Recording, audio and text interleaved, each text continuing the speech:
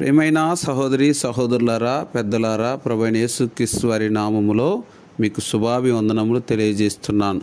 దేవుడు ప్రేమించి తన అనాదికాల సంకల్పములో ఈ 3వ నెల 22వ తేదీన మరొక దినాన్ని మనకిచ్చి నడిపించాలని ఆయన దయా సంకల్పం. ఆయన సంకల్పంలో ప్రతి అడుగు ఆయన చిత్తానుసారముగా ఉండాలని, ఆయన మనతో ముచ్చటించాలని, మాట్లాడాలని ఆజ్ఞాపిస్తూ పరిశుద్ధాత్మ లేఖనాలను మనపైన వర్షం వలె కుమ్మరించటానికి ఇష్టపడుతున్నాడు. కాబట్టి మనము యెహోషువ 22:5 చదువుకుందాం. అయితే మీ పూర్ణ హృదయముతోనూ మీ పూర్ణ ఆత్మతోనూ మీ దేవుడైన యెహోవాను ప్రేమించుచు ఆయన మార్గములో నడుచుకొనుచు ఆయన ఆజ్ఞలను గైకొనుచు ఆయన హత్తుకొని ఆయనను సేవించుచు యెహోవా సేవకుడైన మోషే మీకు ఆజ్ఞాపించిన ధర్మమును ధర్మశాస్త్రమును అనుసరించి నడుచుకొనుడి. ప్రార్థన. ప్రేమ కలిగిన తండ్రి, నీ వందనాలు. నీ కృపా కనికరమును బట్టి, నీ ఉద్దేశమును బట్టి ఈరోజు మాతోను మీరు అంటున్నారు. అయితే మీ పూర్ణ హృదయంతోనూ మీ పూర్ణ ఆత్మతోనూ మీ దేవుడిని యెహోవాను ప్రేమించి ఆయన మార్గం అంతట్లో నడుచుకోవడమని అంటున్నావు. అంతేకాదు ఆయన ఆజ్ఞలు గైకొని, ప్రభువా నా తండ్రి, ఆయన ఆజ్ఞలు గైకొనుసు ఆయన హత్తుకొని ఆయన సేవించి యెహోవా సేవకుడైన మోషే మీకు ఆజ్ఞాపించిన ధర్మమును ధర్మశాస్త్రమును అనుసరించుడి, నడుచుకునుడి అని అంటున్నారు. దేవా, దయగలిగిన తండ్రి, ఘనమైన దేవా, సహాయపడండి. ఇందుట్లో నా తండ్రి బహు ప్రాముఖ్యమైన విషయం, ఆయనను హత్తుకొని ఈ దినమున మాతోని మాట్లాడాలనుకున్న మాటల విషయంలో కాస్తంత నీ పరిశుద్ధాత్మ యొక్క దేవా లోతైన భావములను మాకు వివరించండి. హత్తుకొనుట లేక గైకొనుట లేక ధర్మానుసారంగా ఏమీ మా దృష్టికి తీసుకొని రావటానికి ఇష్టపడుతున్నారో నీకు వందనాలు.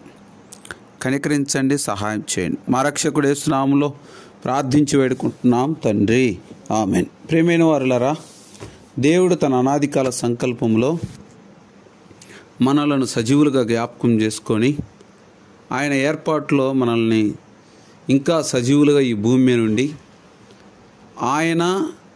ఆయన యొక్క ప్రేమించి ఏర్పరచుకున్న శిశులు మిగిలి ఉంచిన పనిని మన పితరులు, భక్తులు,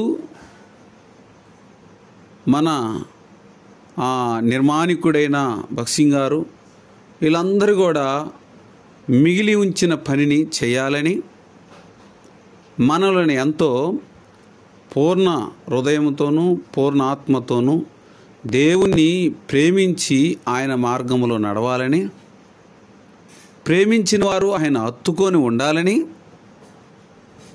ఈ దినమును మనతో మాట్లాడటానికి ఇష్టపడుతున్నాడు. మంచిదే. ఈరోజు క్యాలెండర్ వాగ్దానములో దేవుడు మనల్ని ఆయన నిశ్చయతతో నడిపించడానికి ఇష్టపడుతున్నాడు. నిశ్చితయం అనగా మన జీవితకాలం అంతయు కూడా ఆయన తన బిడ్డ లేక ఆయన కోసము లేక ఆయన పని చేసేవాడు అనని ఒక ప్రణాళికతో నడిపించటానికి ఇష్టపడుతున్నాడు. దాని కొరకే ప్రభు నిన్ను నన్ను ప్రత్యేకమైన వ్యక్తిగా ఈ భూమి మీద ఏర్పరిచినాడు. అది నీవు నేను ఎన్నోసార్లు రుజువు పరచబడినాం. ఎందుకంటే అన్నిటి విషయంలో ప్రత్యేకం. 800 కోట్ల మందికి పైగా ప్రజలు ఈ భూమి మీద ఉన్నప్పుడు వారిలో మనల్ని ఒక్కొక్కరిని ఒక్కొక్క ప్రత్యేకమైన వ్యక్తిగా ఎందుకు ఏర్పరచుకున్నాడంటే ఆయన నియమించిన సృష్టిలో మానవుడు ప్రత్యేకింపబడినవాడు, తన కోసం మనల్ని ఏర్పరచుకున్నాడు అనే లేఖనాలు రూఢీపరచబడినాయి. అందుకనే నీవు నేను కూడా మర్చిపోకూడదు. ఆయన హత్తుకొని జీవించే విషయంలో చాలామంది భక్తులు చూడండి. బహుశా గెత్తిమైన తోటలో మత్తయి సువార్త 27వ అధ్యాయంలో కొన్ని సంఘటనలు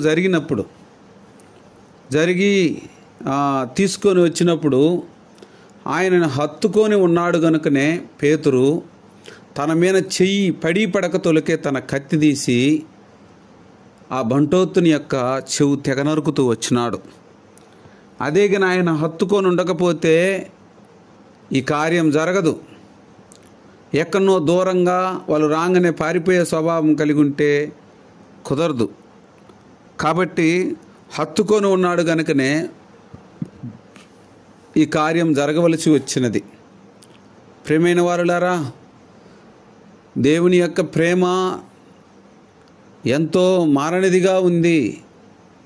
అలాంటి వాడిని సహితమును, తొందరపాటు కలిగిన వ్యక్తిగా ఉన్నవాడిని సహితమును ఎంతో సాత్వికముతో సమాధానముతో తన పనిని పరిశుద్ధాత్మ దేవుడు జరిగించుకుంటూ వచ్చినాడు పేతురు ద్వారా. ఇంకా ఆయన హత్తుకొనున్న వారిలో యోహాను ప్రథమ స్థానము పొందినవాడు. అందుకనే పద్మాసు దీపంలో జరగబో చరిత్ర అంతయు ప్రకటన గ్రంథం రూపముగా మానవులకు విశదపరుస్తూ వచ్చినాడు, బాగాటముగా తెలియజేస్తూ వచ్చినాడు. అది కేవలం మానవ కోటికి రాబో యొక్క గొప్ప తన బిడ్డలకు నెమ్మది కలిగిన వివరణ. దాని కొరకే ప్రభు నిన్ను నన్ను జ్ఞాపకం చేసుకున్నాడు. స్థిరమైన హృదయముతో లేక ఆత్మతో ఆయన హత్తుకొని ఉండాలని, ధర్మమును ధర్మానుసారమైనది అనుసరించాలన్నదే దేవుని యొక్క ఉద్దేశం. ప్రేమైన వారులారా, ఆయన హత్తుకొని జీవించే విషయంలో భక్తులు చాలా నిష్పక్షపాతము లేకుండా జీవిస్తూ వచ్చినారు. ఆయన జీవించే విషయంలో చాలా ఏదీ లేదు. చనిపోయిన వ్యక్తిని సిలువ మీద సన్నిపోయేంతవరకు సిలువలో ఒక వ్యక్తిని కనిపెట్టుకొని ఉన్నాడు. ఆయనే శతాధిపతి. అసలు ఈయన ఇంత మౌనం వహించాడెందుకు? ఈయన ఇంత శాంతి వహించాడెందుకు? ఈయన ఇంతగా అసలు సహించటానికి హేతు ఏమిటి? ఈయన ఏ నరహత్య చేసినాడు? ఈయన ఏ నరహత్యకు అరుగుడని ఎంచబడినాడు? అసలు ఇంత శిక్ష ఇద్దరు ఉన్నారు, వాళ్ళకి వేయలేదు, కానీ ఈయనకే ఇంత వేయాల్సిన పని ఏమిటి అని చెప్పి అవన్నీ ఆలోచించి అక్కడనే ఉంటున్నాడు. ఎందుకంటే ఆయన్ని హత్తుకునే వ్యక్తిలో ఒక వ్యక్తిగా ఉండాలి అని పరిశుద్ధాత్మ దేవుడు నియమించినాడు. ఇంకా చూడు, మన పితరులలో చనిపోయిన వారి యొద్దకు ఏమైనా సుగంధాలు తీసుకొని వస్తారా? సచ్చిన వాడికి ఏది పెట్టినా ఎక్కువే అన్నట్టుగా ఉంటుంది. చూడండి, ఎక్కడైనా చూడండి, ఆ వేసేటప్పుడు ఆ తెల్లగుడ్డో లేక ఏదో ఒక కొత్త వస్త్రము వేసి అంతటితోని లేక శవానికి లేక డెడ్ బాడీకి లేక వాటికి అంతట్లో అంతటి దులుపుకుంటారు. కానీ వీరైతే యేసుక్రీస్తు వారిని హత్తుకొని ఉన్నవారు కనుకనే యేసు చనిపోయిన తర్వాత సహితమును ఏం చేశారంటే తన సమాధి వద్దకు ఆయనను సేవించటానికి వచ్చినారు. అది హత్తుకున్న దానికి యొక్క గుర్తు మనకు చూపిస్తూ వచ్చినది. మన జీవితంలో ఏమిటి? ఈ రోజంతట్లో ఏమీ హత్తుకోవటానికి బయలుదేరుతున్నాం? జీవితకాలం అంతయు సరిపోయినదా? లోకమును మన ఇష్టానుసారంగా జీవించినామే, మనకు నచ్చినట్టుగా హత్తుకున్నామే, మనం సేవించినామే. పరిశుద్ధాత్మ దేవుడు ఎంతగా దుఃఖపరచబడినాడు. తిరిగి లేచి సర్వమానవారిని ఆయన హత్తుకున్నాడే. అవిశ్వాసివి కావు తోమా, విశ్వాసివి కా అని చెప్పి తన గాయపడిన దేహమును చూపిస్తూ తన రొమ్మున ఆనించుకున్నాడే. ఎంతకాలము నువ్వు నేను స్థిరశ్వాసముతో తాన్ని హత్తుకోక ఎంతకాలము తోమావలే మనము అవిశ్వాసముతో ఉంటాం. అలా ఉండకూడదనే ఈరోజు ఆయన పూర్ణ హృదయంతో పూర్ణాత్మతో ఆయన హత్తుకోవాలని దేవుడు నీతో నాతో మాట్లాడుతున్నాడు. ప్రియమైన వారులారా, ఆయన ప్రత్యేకించబడినవాడు, నిన్ను ప్రత్యేకించినవాడన్న సంగతి నువ్వు మర్చిపోయి జీవిస్తున్నావు. రాజు కుమార్తెలు, రాణి కుమార్తెలు లేక అధికారు బిడ్డలు ఎంత ప్రత్యేకమైన రీతిగా ఉండాలని కోరుకుంటారు. చూడండి, వారి బిడ్డలు సామాన్యమైన బిడ్డలు. ఇంకొక చాట చదివితే ఉన్నత కలిగిన వారు ఎక్కడో గొప్ప గొప్ప విద్యను అభ్యసించటానికి లేక ఆ విద్యను పొందుకోవటానికి అనేకమైన దేశాలకి ఏం చేస్తున్నట్టు అమెరికా రకరకాల దేశాలకు వెళ్ళి ఆ విద్యను వారు పొందటానికి ప్రయత్నం చేస్తారు. అయితే వీటికంటే మరి ఎక్కువగా దేవుడు మనల్ని ప్రేమించాడు. ప్రేమైన వారులారా, ఆయన అంటున్నాడు, ధర్మమును ధర్మానుసారమైనది అనుసరించిన ఎడలా అనుసరించి నడుచుకొనుడి అంటున్నాడు. అప్పుడు దేవుడు అంటాడు, నిన్ను నన్ను దీవిస్తాడని చెప్పి ఏస్కేలు ఏం చేస్తుందంట, క్షమించండి, యెహోషువ 22:6 అంటున్నాడు, వారిని దీవించి వెళ్ళగా ఏం చేశారంటే 5:6 అంటున్నాడు, వారిని దీవిస్తూ వచ్చినాడు. ప్రియమైన వారులారా, నిండు మనసుతో దీవిస్తున్నాడు. ఎలాంటి వారిని?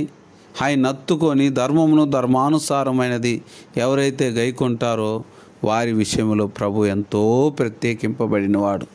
ప్రియమైన వారులారా, హత్తుకోనున్న వానికి పునరుద్ధాన శక్తినివ్వటానికే, హత్తుకోనున్న వ్యక్తికి పరలోకమునకు వెళ్ళక ముందే దర్శనమిచ్చి ఆయన ఈ లోకములో దర్శనమిచ్చి ఆ దర్శనం రీతిగా మరియకు కనబరుచుకొని వెళ్ళాడే కానీ అందరికంటే నాకు తండ్రి ఎక్కువ అనని మాత్రం వెళ్ళలే. హత్తుకున్నవారు ముందు ఎక్కువ అన్నట్టుగా లేఖనాలు మనకు కనబర్చి, లేఖనాలు ఈ భూమి మీద రుడిపరిచి చూపిస్తూ వచ్చినాడు. ప్రియమైన వారులారా, జ్ఞాపకం చేసుకోండి, దేవుడు చాలా దయగలిగిన వాడు. అందుకనే శిలువలో దొంగ సహితమును తన సమీపంగా ఉన్నప్పటికీ, ఆయన పక్కనే ఉన్నప్పటికీ దూషిస్తూ వచ్చినాడు. తన మనోనేత్రాలు తెరవబడినాయి.